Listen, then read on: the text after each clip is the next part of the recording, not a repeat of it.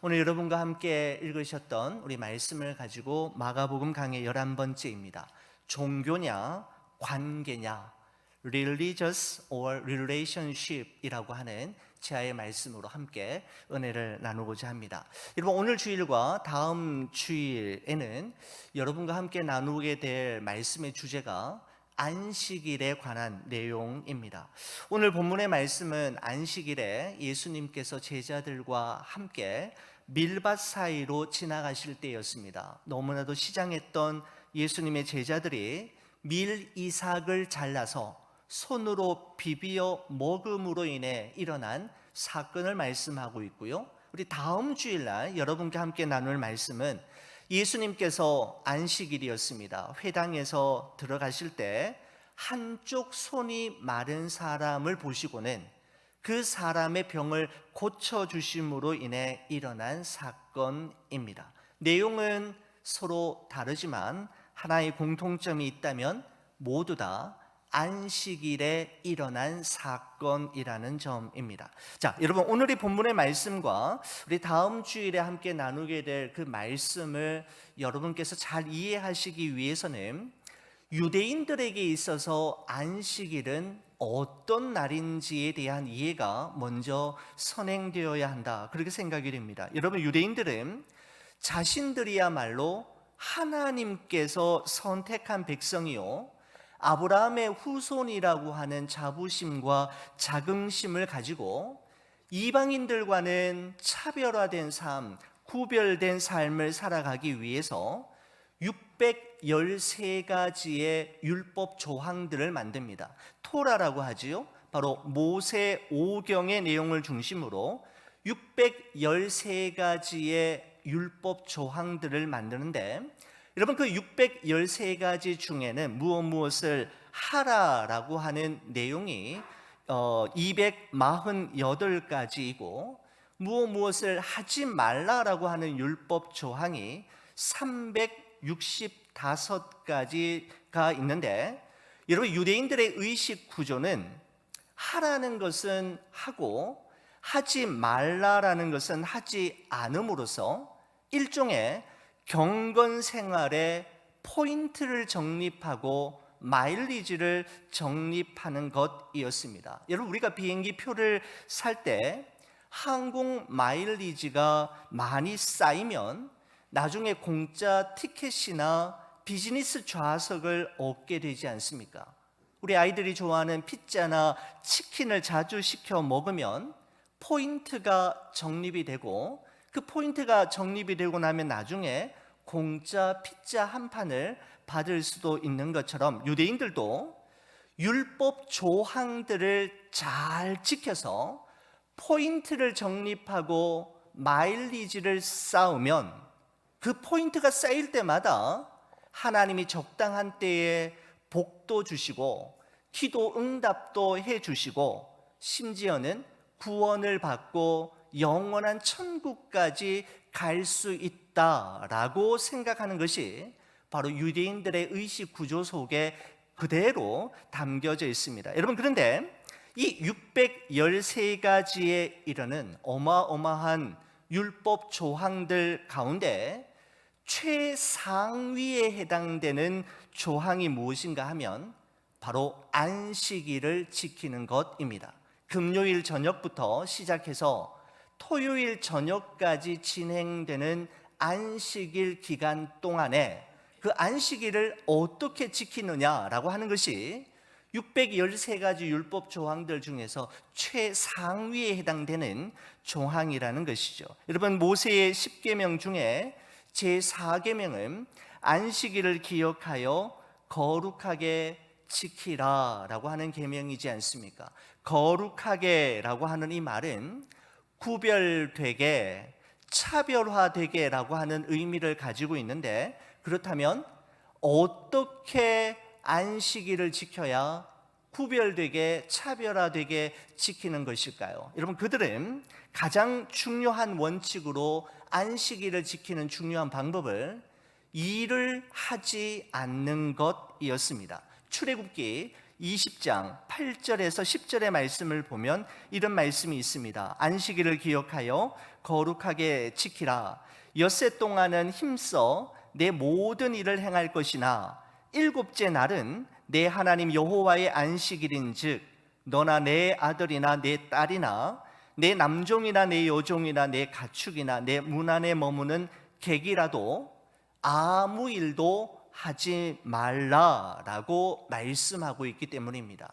여러분, 이 말씀을 근거로 해서 예수님 당시에 바리새인들은 안식일이 되면 유대인들이 아침에 일어나는 순간부터 해서 잠자리에 드는 순간까지 안식일에 절대로 하지 말아야 할 일들이 무엇인지를 규정하기 시작했는데, 여러분, 유대인들의 전통을 기록하고 있는 미시나라고 하는 책이 있습니다. 토라와 더불어서 그들이 아주 중요하게 여기는 책인데, 그 미시나에 보면 안식일에 절대로 하지 말아야 할 39가지의 캐러고리가 정리되어 있습니다. 그것을 39 멜라호트 사바스라고 이야기합니다. 39개의 일을 유대인들은 안식일에 절대로 행해서는 안 된다라는 것이죠. 여러분, 그 중에 이런 내용들이 있습니다. 안식일에 하지 말아야 할 일: 추수하기, 씨 뿌리기, 곡식단 묻기, 곡식 비비기, 매듭 묶기, 매듭 풀기, 바느질, 2글자 이상 쓰기, 2글자 이상 지우기, 불 끄기, 불 지피기, 망치질, 물건 옮기기 등과 같은 일은 안식일날 그들이 절대로 하지 않는 일들이었습니다. 여러분, 예전에 제가 한국에서 사역할 때 한 청년 한 50명을 데리고 성지순례로 이스라엘 예루살렘을 방문한 적이 있었습니다. 안식일, 그러니까 토요일이 되니까 우리가 머물고 있는, 우리 일행이 머물고 있는 그 숙소에 엘리베이터가 3대가 있었는데, 3대 중에 한 대의 엘리베이터에 사베스라고 하는 안식일이라고 하는 글자를 써서 사인이 붙어 있는 것을 보았습니다. 평일날에는 없었는데 안식일 아침이 되어서 일어나 보니까 그것이 붙어져 있는 것이죠. 여러분, 그 엘리베이터는 안식일 전용 엘리베이터로서 버튼을 누르지 않아도 전층을 이동하면서 문이 열렸다가 문이 닫히는 그런 장치가 되어 있는 엘리베이터가 되는 것입니다. 여러분, 왜냐하면 안식일에는 엘리베이터의 버튼을 누르는 것이 일하는 것으로 간주되기 때문에 유대인들은 토요일, 그들의 안식일이 되면 버튼을 누르지 않아도 문이 열리고 문이 닫히고 각 층마다 서는 엘리베이터를 하나 오픈하게 되는 것이죠. 여러분, 만약에 보십시오. 만약에 10층에 자기 숙소가 있는 사람이면 그 안식일용 엘리베이터를 타면 어떻게 될까요? 자기가 누르는 대로 바로 10층으로 갈 수 있는 것이 아니라 매 층마다 서는 겁니다. 그래서 버튼을 누르지 않아도 그 엘리베이터는 그 층, 10층에 갈 때까지 10번을 섰다가 가게 되니까 여러분, 얼마나 불편하게 되고 시간도 많이 걸리겠습니까? 여러분, 한 대가 그런 안식일용 엘리베이터였고 2대는 일반인들이 얼마든지 사용할 수 있는 것이었는데, 여러분, 유대인들이 안식일이 되었는데 일반용 엘리베이터를 타게 되면 버튼을 누르면은 안식일 규정을 어기는 것이기 때문에 자기 손으로 버튼을 누르지 않습니다. 동승하고 있는 유대인이 아닌 외국인에게 버튼을 눌러달라고 이야기합니다.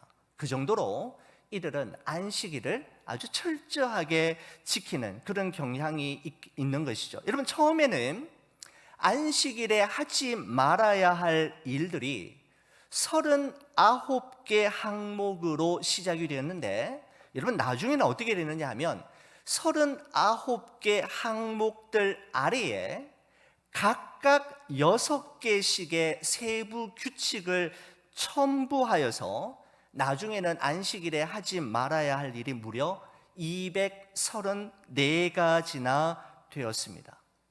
여러분, 그러니까 어느 순간부터 유대인들에게 있어서 안식일은 하나님을 예배함으로 영적으로 재충전이 되고 쉼과 휴식을 통해 또 한 주간을 살아갈 육체적인 회복이 일어나는 날이 아니라, 유대인들은 어떤 생각을 하게 되느냐면 안식일이 되면 너무너무 두려운 거죠.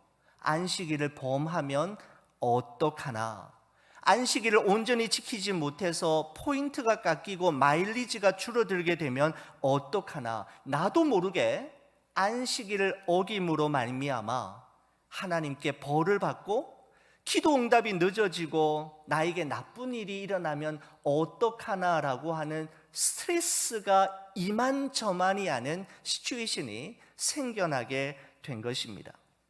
바로 압박감과 스트레스, 억눌린 삶을 살아가고 있던 것이 바로 예수님 당시의 유대인들의 모습이었던 것입니다.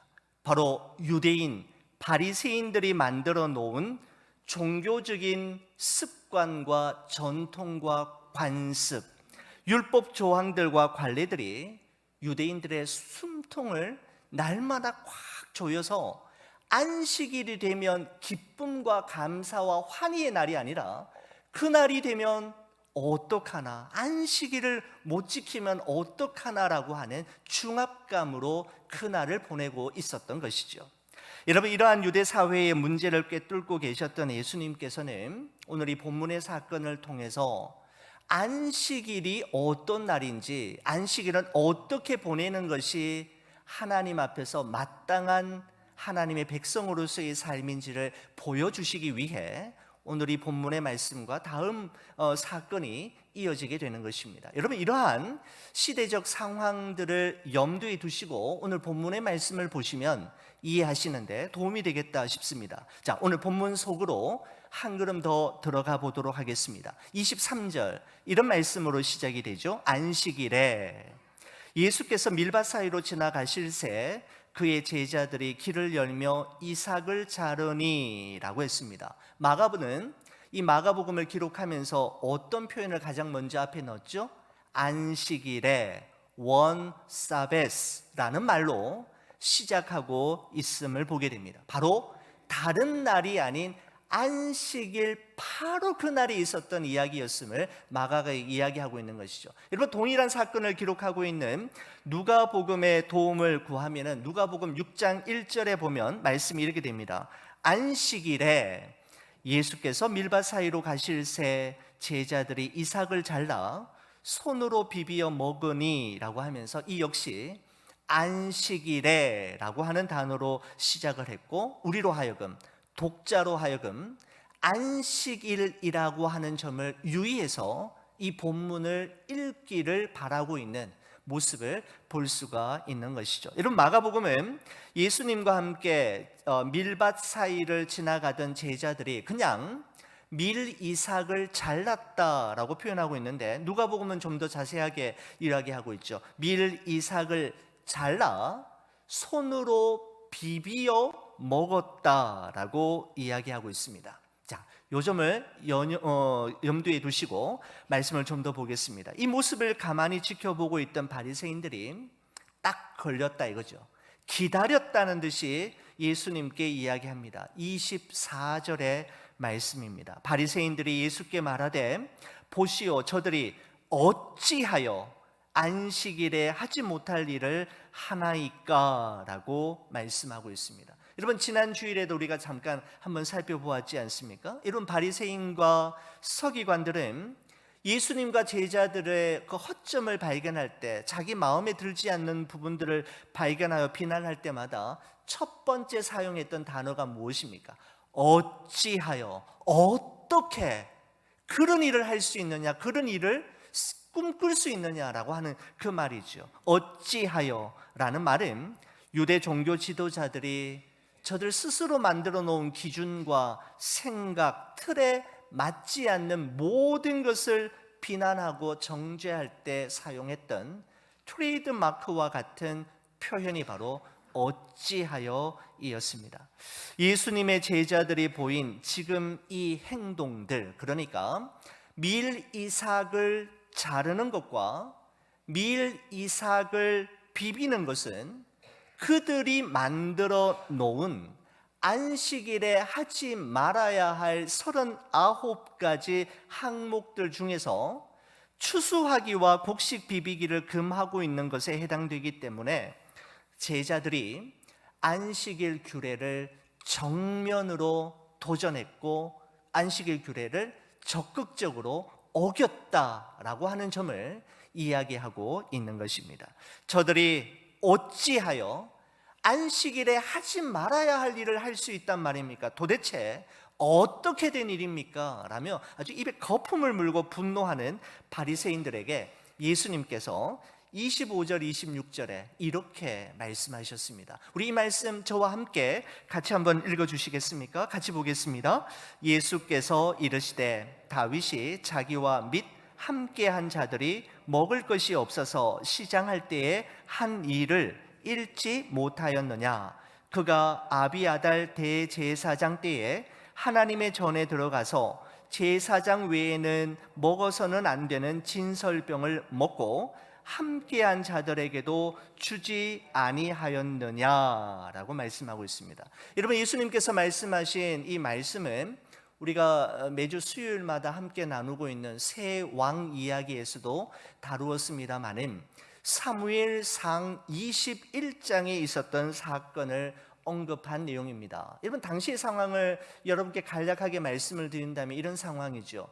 다윗이 왕이 되기 전에 다윗은 사울 왕을 피해 참 오랜 기간 동안 도망자의 삶을 살아야만 했습니다. 다윗이 제사장들의 성읍이라고 불리우는 놉이라고 하는 땅으로 도망갔을 때였습니다. 당시 그 땅, 놉 땅의 대제사장은 아히멜렉이라는 사람이었는데 다윗이 도망을 치는 동안 아무것도 먹지 못한 상황에서 배가 너무너무 고픈 나머지 이 아히멜렉 대제사장에게 먹을 것을 좀 달라고 하죠. 그때 이 대제사장이 일반 백성들이 식사를 위해 먹는 일반 떡은 없고 제사장들만이 먹는 거룩한 떡이 있다라고 하면서 그 거룩한 떡 5덩이를 이 다윗에게 내어주게 됩니다. 여러분, 여기서 거룩한 떡이라는 것은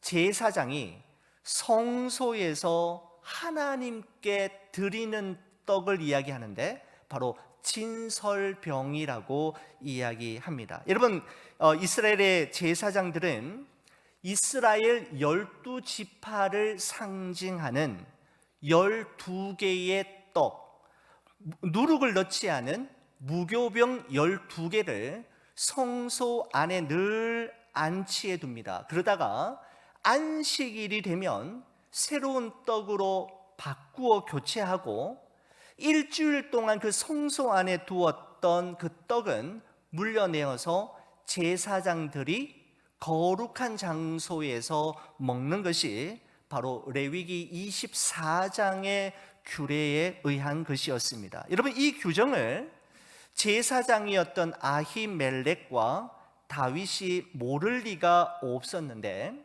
제사장은 제사장만이 먹을 수 있는 그 거룩한 떡 진설병을 다윗에게 주었고 다윗은 그 거룩한 떡, 제사장만이 먹을 수 있는 그 떡을 먹었습니다. 그러니까 두 사람 모두 다 레위기의 제사법을 어긴 것이었습니다.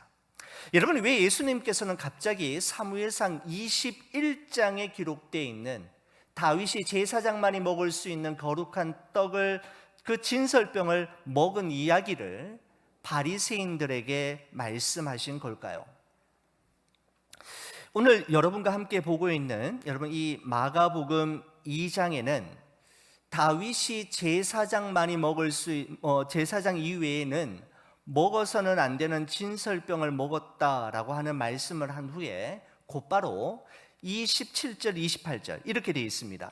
또 이르시되 안식일이 사람을 위하여 있는 것이요 사람이 안식일을 위하여 있는 것이 아니니 이러므로 인자는 안식일에도 주인이니라 라고 말씀하고 있지만 여러분 그 진설병 이야기를 한 다음에 바로 이런 이야기를 하시면서 끝내고 있지만, 여러분 동일한 사건을 기록하고 있는 마태복음 12장의 말씀에 보면 안식일의 주인은 인자는 안식일의 주인이니라 라는 이 말씀 이전에 한 말씀이 더 첨가되어 있는 것을 볼 수가 있습니다. 여러분 마태복음 12장 7절에는 마가복음 2장에는 기록되어 있지 않은 이런 말씀이 하나 더 들어가 있는데, 그 말씀은 이겁니다. 나는 자비를 원하고 제사를 원하지 아니하노라 하신 뜻을 너희가 알았더라면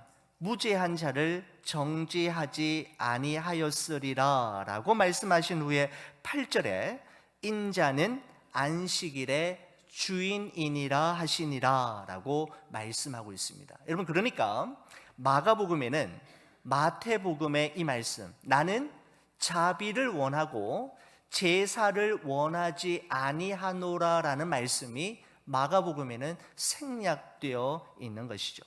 무슨 말입니까? 예수님께서는 제사장 아히멜렉이 배고픈 다윗에게 거룩한 떡 진설병을 준 것은 아무런 문제가 될 것이 없다라고 말씀하시면서, 하나님께서 정말 원하시는 것은 제사 의식이나 율법 조항들이 아니라 제사 의식이나 그 율법 조항들 안에 스며들어 있는 율법의 정신, 즉 사랑과 긍휼, 자비를 행하는 것이 더 중요함을 말씀하신 것입니다. 613가지의 율법 조항들과 안식일에 행하지 말아야 할 39개의 항목들과 234가지의 세부 규칙들이 아무리 체계적으로 잘 구성되어 있고 촘촘하게 금을 짜듯 짜여져 있어서 괜찮은 것 같지만, 그 안에 만약에 사랑과 자비가 없다면 그것은 하나님과는 전혀 상관이 없는 종교 행사일 뿐이요, 보여주기식 이벤트에 불과함을 예수님께서 말씀하신 것입니다. 여러분 사도 바울은 고린도전서 13장 1절에서 3절에 이렇게 우리에게 권면한 적이 있습니다. 우리 이 말씀 같이 한번 읽어보겠습니다.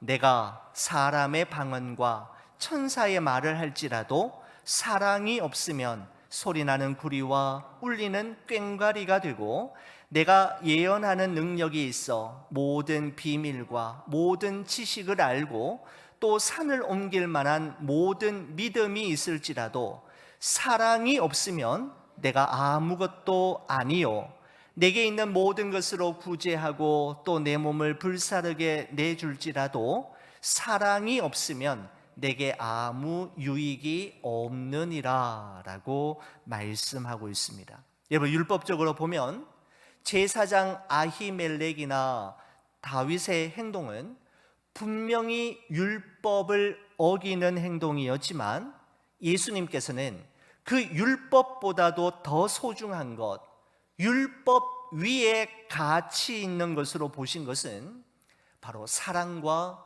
자비를 베푸는 것. 누군가의 도움의 손길이 필요할 때 그냥 지나치거나 못 본 척하거나 무시하지 않고 사랑과 자비를 베푸는 것이 모든 율법들 위에 상위에 있는 계명임을 말씀하고 있는 것입니다. 바로 예수님께서는 우리에게 사랑이 없으면 사랑 없이 행하는 모든 일은 아무것도 아니며 우리에게 아무런 유익이 되지 않음을 말씀하고 계신 것입니다.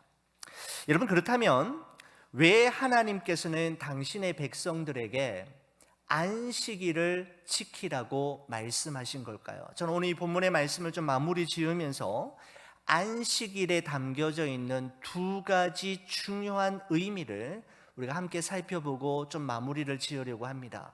이 사실을 우리가 안다면 주일은 어떤 날인지, 주일을 어떻게 보내어야 하는지에 대한 우리가 또 그러한 깨달음도 얻게 되겠다라는 생각이 듭니다. 자, 한번 들어보십시오. 출애굽기 20장에 10계명이 기록되어 있습니다. 그 중에 제4계명이 무엇인가 하면 안식일을 기억하여 거룩하게 지키라 라고 하면서, 여러분 왜 안식일을 기억하여 거룩하게 지켜야 하는지 그 이유를 출애굽기 20장 11절이 이렇게 말씀하고 있습니다. 제가 한번 읽어볼게요. 이는 엿새 동안에 나 여호와가 하늘과 땅과 바다와 그 가운데 모든 것을 만들고 일곱째 날에 쉬었습니다. 그러므로 나 여호와가 안식일을 복되게 하여 그날을 거룩하게 하였느니라 라고 말씀하고 있습니다. 하나님께서 엿새 동안에 하늘과 땅과 바다와 그 가운데 있는 모든 것을 만들고 일곱째 날에 쉬셨다라고 기록하고 있습니다.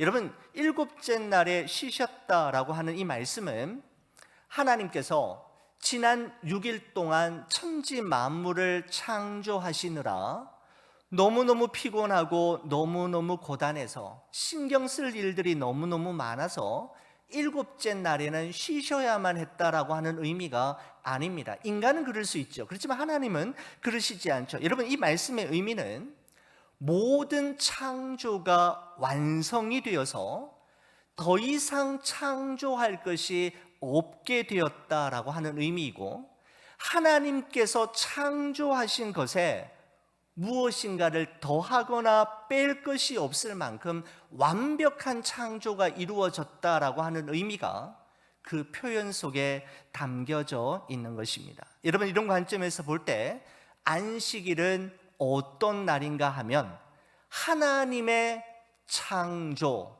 그러니까 하나님께서 행하신 일과 하나님께서 이루신 일을 기억하고 감사하는 날이 바로 안식일입니다. 안식일은 하나님은 나의 창조주이시며 나는 그분의 피조물이라는 사실을 기억하는 것이죠. 여러분, 그래서 안식일이 지니고 있는 첫 번째 중요한 의미는 하나님의 창조하심을 기억하고 기념하며 나는 그분 앞에 피조물임을 인정하는 날이 바로 안식일이 지닌 첫 번째 중요한 의미입니다. 여러분, 안식일이 지닌 또 하나의 중요한 의미는 신명기 5장에서 찾아볼 수가 있습니다. 여러분, 십계명의 내용은 성경에서 두 군데 동일하게 나오는데 출애굽기 20장과 신명기 5장에 있습니다. 여러분, 그런데 출애굽기 20장에 기록되어 있는 십계명은 누구에게 주어진 것인가 하면 애굽을 나온 출애굽 1세대들에게 주어진 것으로서 그들의 홍해를 건너서 시내 광야에 이르렀을 때에 모세가 시내산에서 받은 계명이 바로 여러분 십계명이었죠. 그런데 신명기 5장에 나오는 십계명은 좀 다릅니다. 이스라엘 백성들이 광야 40년의 여정을 다 마치고 젖과 꿀이 흐르는 가나안 땅이 눈앞에 보이는 모압 땅에 이르렀을 때에 출애굽 2세대들에게 위해서 하나님께서 주신 계명이 바로 이 신명기 5장에 나오는 계명인데, 여러분, 출애굽기 20장에 나오는 십계명과 신명기 5장에 나오는 십계명의 내용이 동일한데 한 가지 다른 점이 있습니다. 제4계명의 차이점이 있습니다. 어떤 차이점이 있느냐 하면 출애굽기 20장에 나오는 십계명과 신명기 5장에 나오는 4계명, 그 안식일을 기억하여 거룩하게 지키라라고 하는, 그렇게 해야 되는 이유가 좀 다르다라는 것을 알 수가 있습니다. 자, 여러분, 그러면 신명기 5장에 나오는 제4계명은 이렇습니다. 내 하나님 여호와가 내게 명령한 대로 안식일을 지켜 거룩하게 지키라라고 하면서 그 안식일을 기억하여 거룩하게 지켜야 할 이유를 15절에 이렇게 기록하고 있습니다. 우리 같이 한번 읽어보겠습니다. 너는 기억하라. 내가 애굽 땅에서 종이 되었더니 내 하나님 여호와가 강한 손과 편 팔로 거기서 너를 인도하여 내었나니 그러므로 내 하나님 여호와가 내게 명령하여 안식일을 지키라 하느니라 라고 되어 있습니다. 여러분, 출애굽기 20장에 나오는 4계명과 여러분 혹시 차이점을 발견하실 수 있겠습니까? 출애굽기 20장이나 신명기 5장이나 계명의 내용은 똑같은데 안식일을 기억하여 거룩하게 지켜야 할 이유의 차이점이 있습니다. 여러분, 그 안식일을 지켜야 하는 이유가 출애굽기에서는 하나님의 창조하심을 기억하고 기념하기 위해서였지 않습니까? 바로 태초에 하늘과 땅과 바다와 그 가운데 있는 모든 것을 하나님께서 창조하셨다라는 사실을 기억하고 기념하기 위해 안식일을 지키라고 했는데 신명기 5장에서는 다릅니다. 하나님의 구원하심을 기억하기 위해 이 4계명을 지키라는 것이죠. 바로 430년 동안 애굽에서 종살이 하던 그들을 하나님께서 강한 손과 편팔로 구원해 내셨기 때문에 그날을 지켜라, 거룩하게 지켜라라고 말씀하고 있습니다. 바로 안식일이 가지고 있는 두 번째 중요한 의미는 하나님의 구원하심을 기억하고 기념하는 날입니다. 그러니까 여러분, 안식일이 지니고 있는 두 가지 중요한 의미는, 첫 번째, 안식일은 하나님의 창조하심을 기억하는 날이고, 두 번째는 하나님의 구원하심을 기억하는 날이 바로 안식일입니다. 여러분, 그러나 바리새인들을 비롯한 유대인들은 안식일을 거룩하게 지키기 위하여 이와 같은 것을 기억하고 기념하기보다는 오히려 613가지의 율법 조항들과 그리고 안식일에 하지 말아야 할 39개의 캐러고리와 234가지의 세부 규칙들을 맹목적으로 준수함으로 안식일을 잘 지키고 있노라고 그들은 스스로 착각하고 있었던 것입니다. 여러분, 그래서 그들에게 안식일은 영적 재충전과 진정한 쉼과 안식의 날이 아니라 오히려 그들에게는 무거운 짐이요 멍에이였으며 바로 그들의 숨통을 조이는 굴레와 족쇄와도 같았던 것입니다. 바로 그래서 예수님께서는 그 안식일을 의도적으로 범하심으로 안식일이 어떤 날인지를 그들에게 가르쳐 주셨던 것이죠. 예수님이 이렇게 말씀하셨습니다. 수고하고 무거운 짐진 자들아, 다 내게로 오라. 내가 너희를 쉬게 하리라 라고 말씀하고 있습니다. 여러분, 예수님이 말씀하신 진정한 쉼과 안식은 종교가 규정하고 있는 규례와 조항을 맹목적으로 준수함으로 주어지는 것이 아니라 하나님과의 관계 속에서 이루어지는 것임을 말씀하고 있는 것이죠. 하나님은 나의 창조주이시며 나는 그분의 피조물이라는 사실을 기억할 때, 예수님은 나의 구원자이시며 나는 그의 구원받은 자임을 기억할 때 우리의 마음속에 진정한 쉼과 안식이 주어진다라고 말씀하고 있습니다.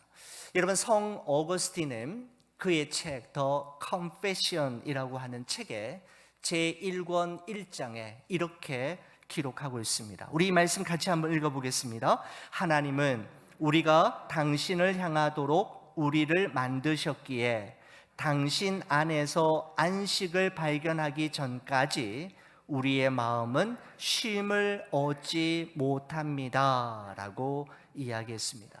그렇습니다. 사람은 세상의 좋은 것을 더 많이 소유하고 남들보다 더 높이 올라감으로써, 그리고 종교적인 규칙과 규례를 철저하게 준수함으로써가 아니라 하나님을 바라볼 때, 하나님을 신뢰할 때, 그리고 예수 그리스도 안에서 그분과의 릴레이션십이 올바르게 이루어질 때 비로소 진정한 안식과 쉼을 경험할 수 있음을 어거스틴은 우리에게 말씀해 주고 있는 것입니다. 사랑하는 우리 교우 여러분, 매 주일을 맞이할 때마다 하나님을 바라보고 하나님을 신뢰함으로, 그리고 내가 하나님 안에 있음으로 인해 주어지는 진정한 안식과 쉼이 여러분의 삶 속에 가득하시기를 우리 주의 이름으로 간절히 축원을 드립니다.